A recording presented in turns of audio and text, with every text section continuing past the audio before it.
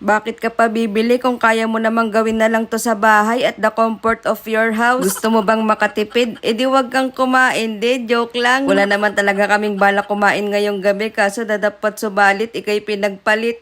Joke lang, nagkatinginan ang dalawang kumakalam na naman ang tiyan kahit nakakakain lang ng hapunan. Sabi nga nila ang pagkain daw ay pampatibay ng relasyon pero yung kinakain namin hindi naman healthy. Feeling ko talaga nagsasama na lang kami ni Ninang Thea dahil magkasundo kami lagi sa pagkain. Paano na lang kung wala na kaming makain? Ayan, di na tuloy kami magkasya.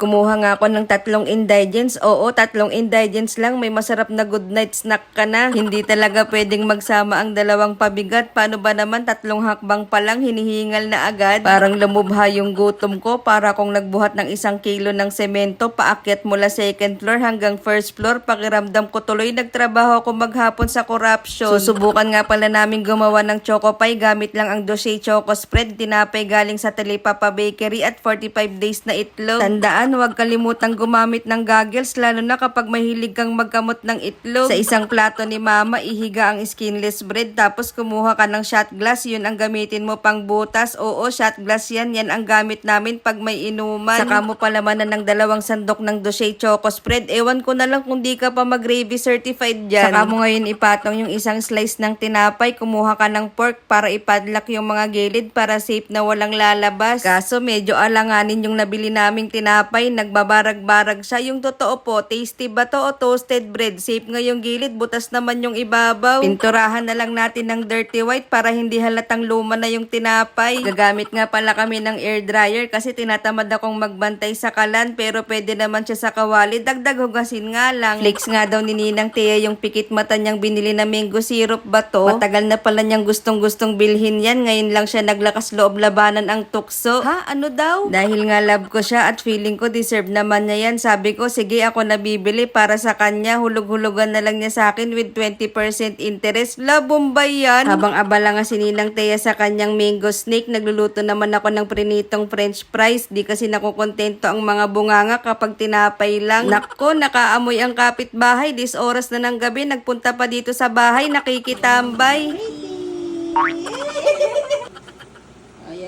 Akala ko payapa ang gabi namin ni Ninang, di namin natiktikan, meron pala kaming suspected visitor sa bahay. Finally, when the long wait is over, natapos ding mag-air dryer, di na makapaghintay ang mga consumer, kumukulam na ang mga tiyan. Tara, kain tayo. Dripping. Uy, grabe. Mo natin.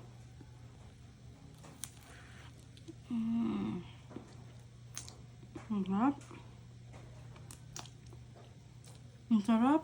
Ang premium ng chocolate. Ang sarap ng chocolate, ma'am. Uy.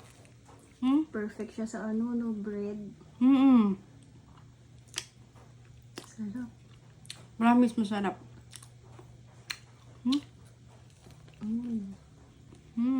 Naggat ko na ito. Finger licking. Toasted na sweet. Toasted on the outside. Sweetened on the inside. Di, masarap talaga. Ang dugot. Nagas na ako kamay. Wait lang. Be right back.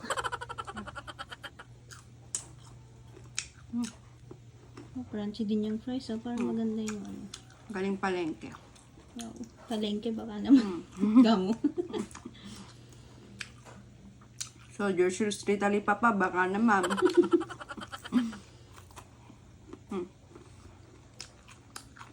Mango juice. May ano pa yan, no? Ang ginagalam. Ang tagal. Ano yun? Peacock. Ayun na may peacock. May design pala, no?